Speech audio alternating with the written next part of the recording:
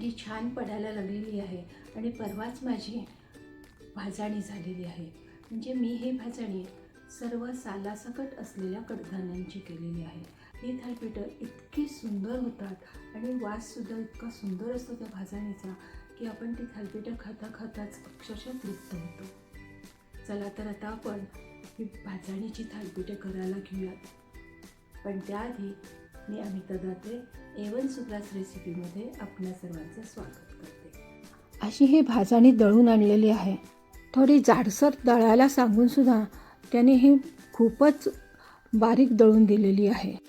1 cup भाजणी घेऊन त्यामध्ये हिरवी मिरची, कांदा, कोबी, कोथिंबीर, लाल तिखट, हळद, मीठ आणि थोडा ओवा हातावर क्रश करून घालत आहे.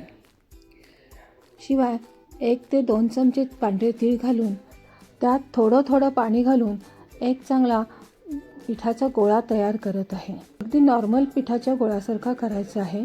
जास्त घट्ट नाही किंवा जास्त पातळ नाही असा करायचा आहे. एका तव्याला तेल लावून घेत आहे आणि त्यावरती असं पातळसर थालीपीठ लावून घेत आहे. जास्त जाड लावू नका. पातळ लावलं तर खुसखुशीत छान थालीपीठ होतं. थालीपीठ पसरवत असताना हाताला पीठ चिकटू नये म्हणून मधून पाण्याचा हात लावून घेत जा.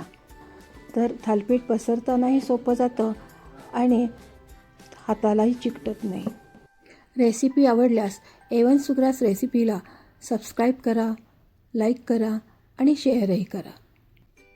अशा प्रकारे आपलं हे थालीपीठ लावून झालेलं आहे.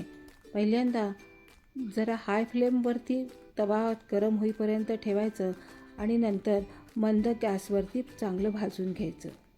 थालीपीठ पिठूळ होऊ नये म्हणून 5 मिनटं झाकण ठेवून वाफ देऊन घ्यायची.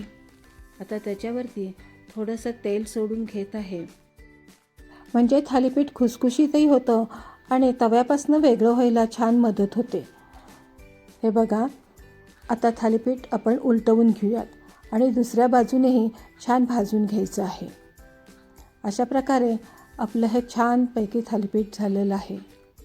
आता ते थालीपीठ आपण दही, लोणचं किंवा लोणी कशाबरोबरही खाऊ शकतो. अशीच छानशी रेसिपी घेऊन पुन्हा भेटूयात.